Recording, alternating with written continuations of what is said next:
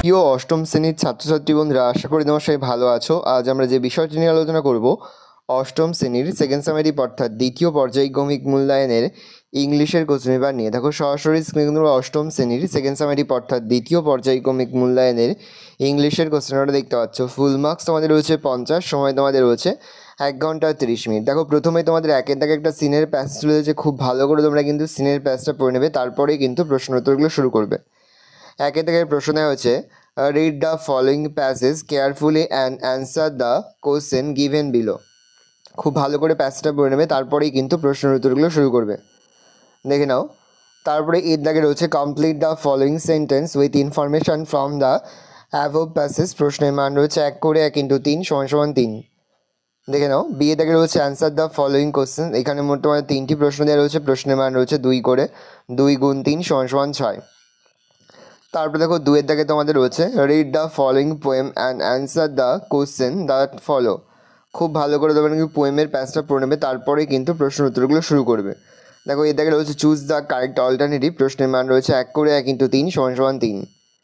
তারপর দেখো রয়েছে বি এর দাগে, complete the following sentence with information from the poem. প্রশ্নের মান রয়েছে 1 করে 1 × 2 = 2।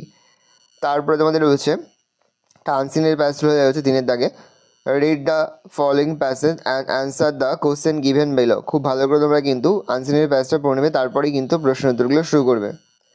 দেখো এর দাগে রয়েছে, write T for true and F for false statements. প্রশ্নের মান রয়েছে 1 করে 1 × 4 = 4। যদি ট্রু অর্থাৎ ঠিক হয় তাহলে পাশে টি লিখবে, আর যদি ফলস অর্থাৎ মিথ্যা হয় তাহলে বক্সে এফ লিখবে। বি এর দাগে রয়েছে, complete the following sentence with information from the text. প্রশ্নের মান রয়েছে 1 করে 1 × 2 = 2। তারপর তোমাদের গ্রামার থেকে প্রশ্ন করা হয়েছে, 4 দাগে রয়েছে, underline the infinitive in the following sentence. প্রশ্নের মান হচ্ছে 1 করে 1 × 3 = 3। তারপরে দেখো তোমাদের 5 দাগে মোট তোমাদের 4টি প্রশ্ন দেওয়া রয়েছে, প্রশ্নের মান রয়েছে 1 করে 1 × 4 = 4। 4টি প্রশ্ন দেওয়া রয়েছে। 6 দাগে রয়েছে মোট তোমাদের 3টি প্রশ্ন, প্রশ্নের মান রয়েছে 1 করে 1 × 3 = 3।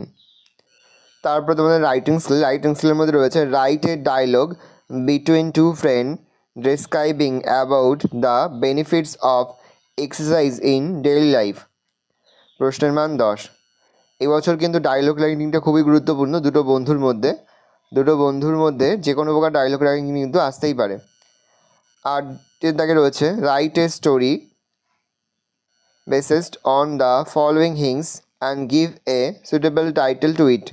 খুব ভালো করে তোমরা কিন্তু এই হিংসটা পড়ে নেবে, তারপরে কিন্তু এখান থেকে একটা স্টোরি লিখবে। অর দিয়ে রয়েছে, write a letter to your brother to inform him about the benefits of reading news paper. প্রশ্নের মান 10। এই রয়েছে টোটাল তোমাদের সেকেন্ড সামেটিভ অর্থাৎ দ্বিতীয় পর্যায়ক্রমিক মূল্যায়নের অষ্টম শ্রেণীর ইংলিশের কোশ্চেন পেপার। ভালো কোশ্চেনটা দেখে নাও। আশা করি ভিডিওটা ভালো লেগেছে। ভিডিওটা ভালো লাগলে ভিডিও লাইক করে দিন।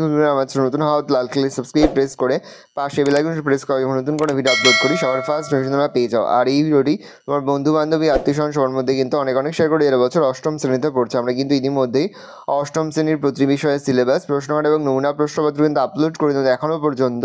সেই ভিডিওগুলো না দেখে থাকো, ভিডিওগুলো কিন্তু রাত্রি থেকে তোমাদের সকলকে জানাই আগাম পরীক্ষার অনেক শুভেচ্ছা এবং অভিনন্দন। আশা করি সকলের পরীক্ষায় খুব ভালো হবে। ভালো করে দেখে নাও কোশ্চেন পেপারটা।